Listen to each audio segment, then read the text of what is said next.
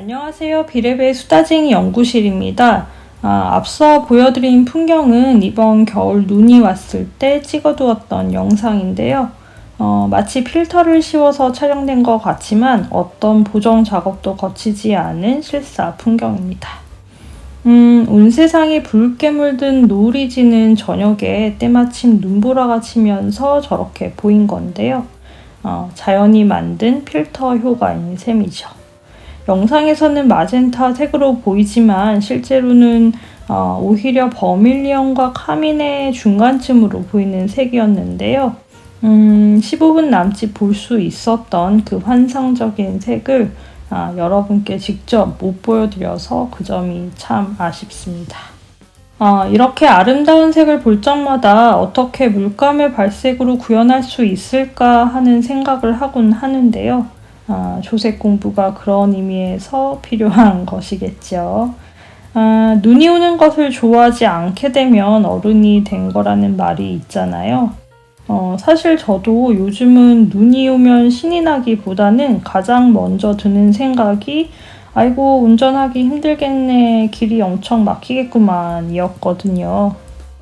그런데 이번 겨울 노을이 진 저녁에 눈 내리는 풍경을 보고 나서는 눈을 다시 기다리게 되었답니다.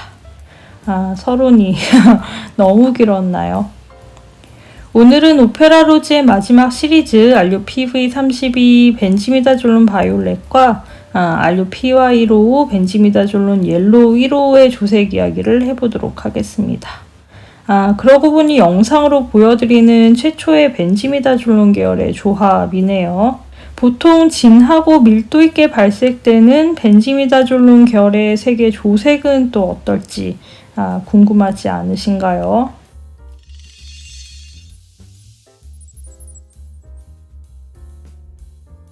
제가 사용한 물감은 렘브란트의 알료 PV32 벤지미다졸론 바이올렛과 루카스의 알료 PY15 퍼머넌트 옐로우 라이트입니다.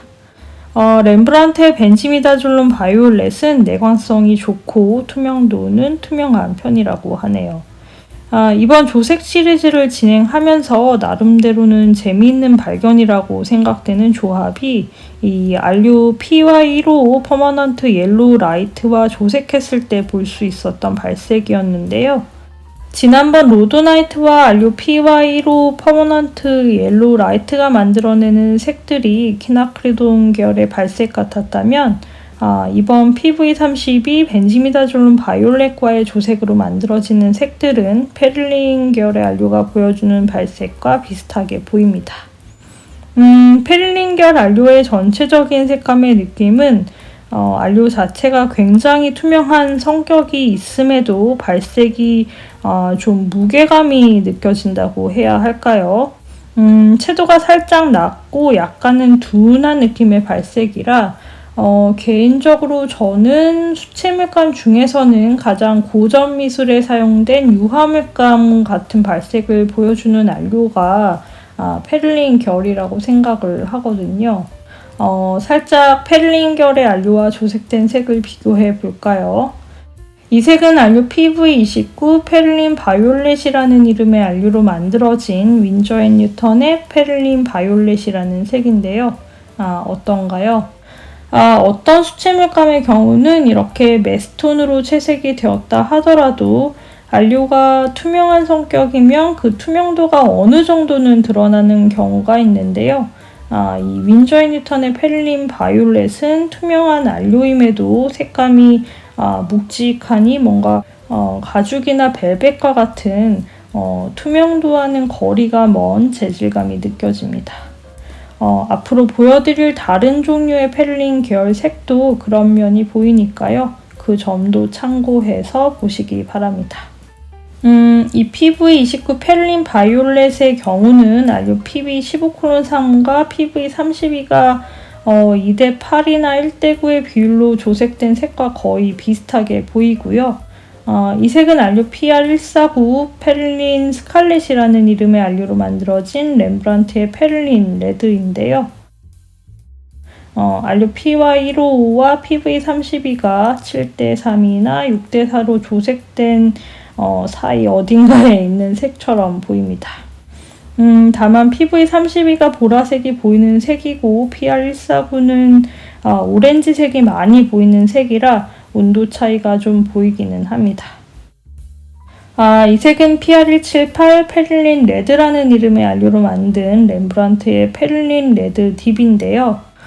이 색은 안료 PY15와 PV32가 각각 6대4나 5대5 정도로 조색되었을 때 만들어진 색과 비슷하게 보입니다.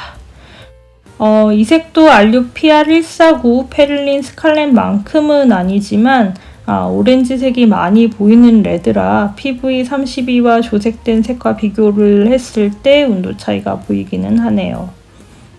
페릴린 결의 색에 비해 좀 더 쿨톤의 색이 필요하신 경우 안료 PV32와 옐로우 계열의 조색이 좋은 대체 방법이 될 수 있을 것 같으니까요. 이런 색을 작업에서 많이 사용하신다면 이 레시피도 꼭 기억해 두시기 바랍니다. 이 색의 온도차라는 부분 때문에 좀 더 맑은 발색의 색을 만들기 위해 오페라 로즈를 사용하는 경우가 많았고 특히 웜톤의 레드 계열과 조색이 되면 쉽게 탁한 색이 만들어지는 블루 계열과의 조색을 할 때 흔히 오페라 로즈를 선택하셨을 것 같은데요. 그동안 제가 오페라 로즈를 대신해서 사용해 보라는 권장을 드렸던 안료 PR122, PV19, 로도나이트,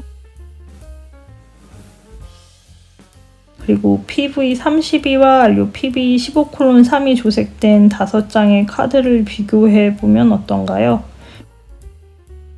어떤 분들께서는 꽤나 비슷한 색들이 만들어졌네 라고 생각하실 수도 있고 또 어떤 분들은 전혀 다른 색들이 만들어졌다고 보실 수도 있는데요. 색이 이렇게 단면으로 발색이 되었을 때와 또 그림으로 채색이 되었을 때는 그 색감이 달라 보이기 때문에 저는 충분히 대체해서 사용될 수 있는 색이라고 생각을 하고 또 그 부분을 보충해 드리려 포도 그림을 그려서 비교해 드리고 있는데요. 그래서 블루 계열과의 조색 비교는 마지막 포도 그림 영상에서 좀 더 자세하게 다시 정리해 드리도록 하겠습니다. 그리고 좀 전에도 말씀드렸던 것처럼 저는 이번 조색 시리즈를 통해 재미있는 조색 레시피를 안료 PY로 프라이머리 옐로우 색과의 조색에서 발견했는데요. 사실 조색을 하기 전에는 그냥 대략의 오렌지 결이 만들어지겠지라는 생각으로 발색 비교에 좀 더 초점을 맞추어서 작업을 했는데 어떤 이유에서인지 모르겠지만 각각의 안료의 성격이 프라이머리 옐로우와 섞였을 때 더 잘 드러났던 것 같습니다. 아무래도 색감이 옐로우에 비해 레드 쪽이 더 강하다 보니까 레드 계열의 안료가 조색에서 좀 더 지배하는 경향이 보였던 걸까라고 추측해 보는데요.